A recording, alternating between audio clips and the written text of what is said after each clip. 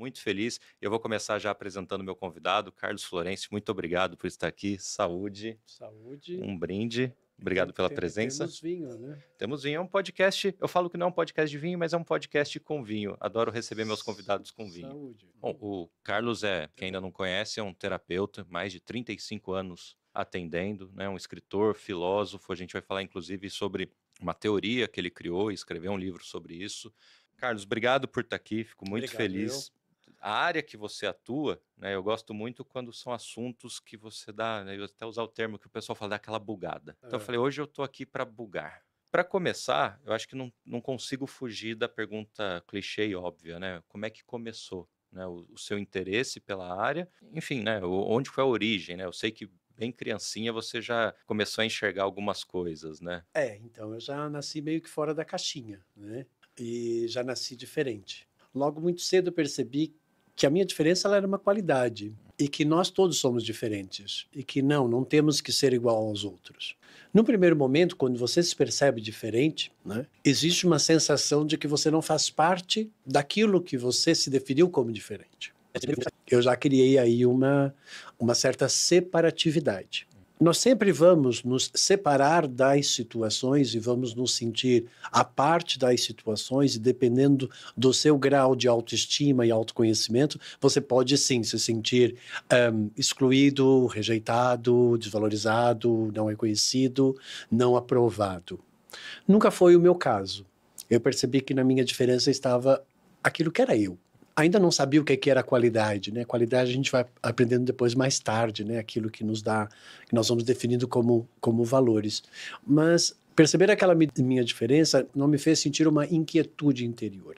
Eu fiquei em paz comigo e fiquei tranquilo. Além disso, percebi que eu tinha umas habilidades e uns talentos. Eu gosto de colocar como habilidade e talento. Eu não gosto de colocar na palavra como as pessoas gostam de fazer, como dom, porque eu não gosto de idolatração, né? E também não quero que ninguém faça fila para ficar pedindo coisas para mim, para ver se vão resolver os seus problemas e vão para o céu, né? Então não é essa a proposta, né? Porque nasci um terapeuta. Eu nunca quis ser um terapeuta, para te falar a verdade, tá?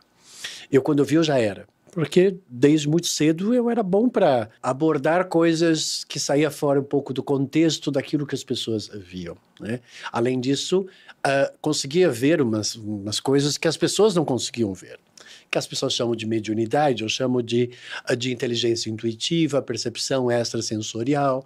Eu acabei ao longo da minha vida criando todos os termos que me tirasse e me dissociasse de tudo que não fosse algo entendível e compreensivo, que realmente fizesse sentido, que tivesse um embasamento de conhecimento que pudesse provar isso, né? E tem coisas que a gente não consegue provar, né? Não do modo vulgar de provar, né? Porque tem coisas que às vezes transcendem as percepções de como nós visualizamos as situações da vida. Então eu percebi que essa minha parte intuitiva era uma forma de perceber a mesma realidade de uma outra forma, com uma outra interpretação. E essa habilidade, esse talento, que eu chamei de habilidade, chamo ainda de habilidade e talento, é da mesma forma que você, como um sommelier, você tem a capacidade de poder, às vezes, ver uma safra, ver um madeiramento nesse vinho, por exemplo, né? E coisas do gênero que eu não vou perceber. Como tem um cozinheiro, vai perceber um tempero que talvez eu estou ali só com fome, não vou perceber.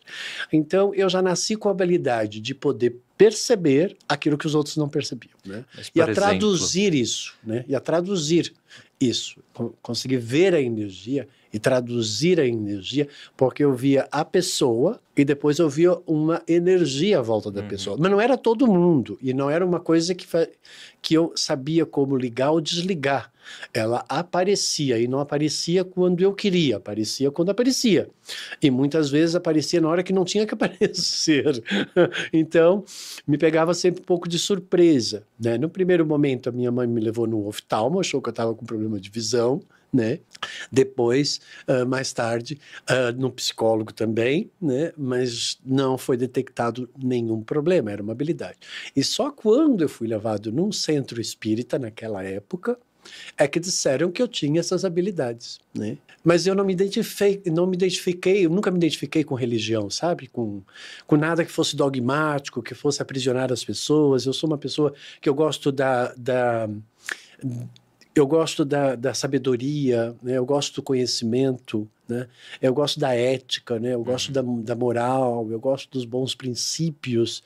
Não quer dizer que eu sou todo encaixotado, não tem nada a ver com isso. Gosto muito da liberdade também, né? Da livre expressão, né? Do indivíduo, né?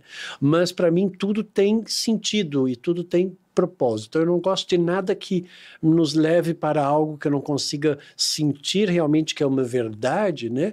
E que se transforme num dogma, né? Então, por isso eu fui, embora eu tenha nascido, né, de família católica, né, de vertente italiana e alemã lá no sul do Brasil, também não me identificava com aquela situação. Hoje eu me considero um espiritualista, né? Acredito que existe uma força que nos rege, né? E que nós todos pertencemos a essa grande força. E percebo esse divino como uma supermente que controla todo o universo e que criou todo esse universo. Então, esse cara, para mim, é assim eu admiro, né? Porque imagina essa supermente que criou isso tudo, é admirável, né?